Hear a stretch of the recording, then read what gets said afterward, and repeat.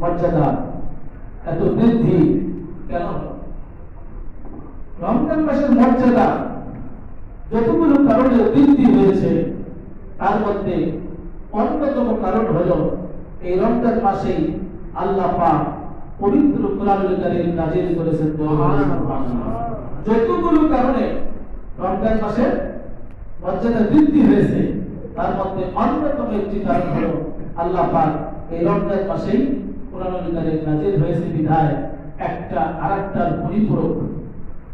রমজান মাসে কোরআন নাযিল হয়েছে, রমজান মাসের মর্যাদা বৃদ্ধি হয়ে গেছে, যা কোরআনে আল্লাহ পাক বললেন শাহরু রমাদানাল্লাযী উনজিলা ফীহিল কুরআন।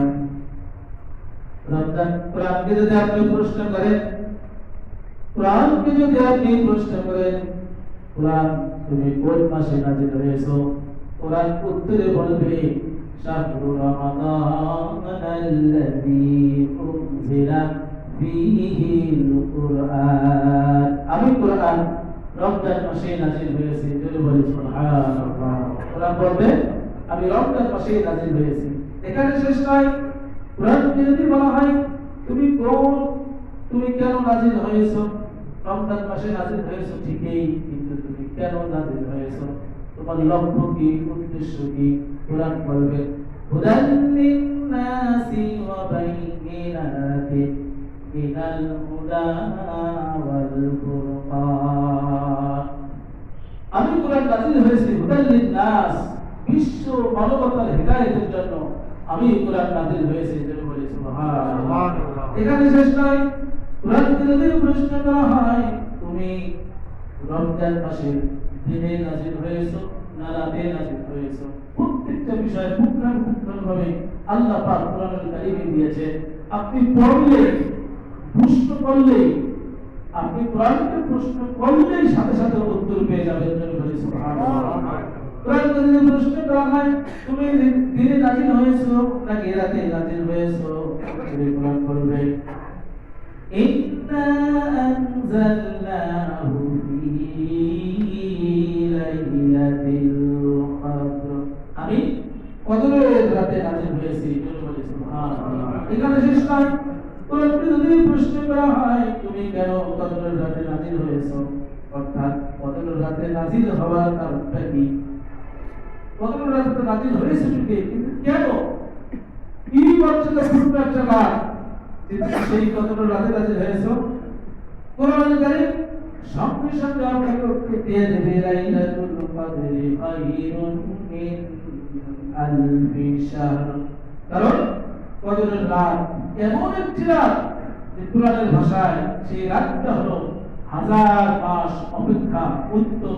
বলে সুবহানাল্লাহ। এমন একটা বরকতপূর্ণ রাতে, এমন একটা বরকতপূর্ণ মাসে আল্লাহ পাক এই কোরআনুল কারীমকে নাযিল করে দিলেন, যার কারণে রমজান মাসের মর্যাদা এত বেশি বৃদ্ধি পেয়ে গেল। অন্য যত কারণ আছে রমজান মাসের বৃদ্ধি পাওয়ার, মর্যাদা বৃদ্ধি, তার মধ্যে অন্যতম কারণ হলো এই রমজান মাসে কোরআন নাযিল হওয়ার কারণে।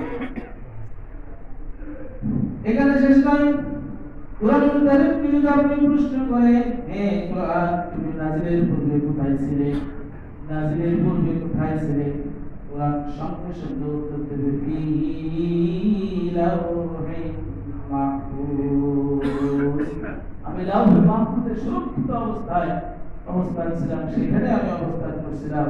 এখানে শেষ নয়, কোরআনকে যদি বলা হয় তুমি কেন কোন আলোর পথ দেখাও, কোরআনকে যদি বলা হয় তুমি কোন আলোর পথ দেখাও, উত্তরে কোরআন বলবে লিতুখরিজান নাসা মিনাজ যুলুমাতি ইলান নূর।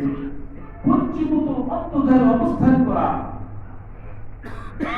পঞ্চীভূত অন্ধকারে অবস্থান করা বিশ্ব মানবতার মুক্তির জন্যই, বিশ্ব মানবতার মুক্তির পথ দেখানোর জন্যই আমি কোরআন নাযিল হয়েছে।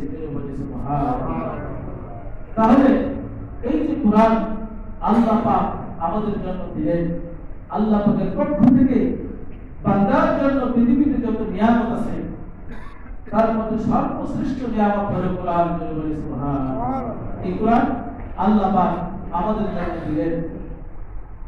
একেবারে এই কোরআন আমাদের কাছে আসছে, একেবারে আসে নাই। অল্প অল্প করে আল্লাহ রাব্বুল আলামিন জিবরাইল আলাইহিস সালামের মাধ্যমে বিশ্ব নবীর কাছে সুদীর্ঘ নবুয়তের 23 বছরে আল্লাহ পাক অবস্থার পরিপ্রেক্ষিতে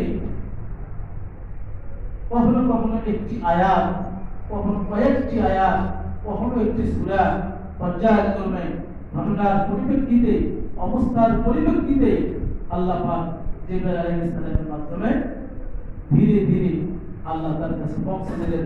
সুবহানাল্লাহ।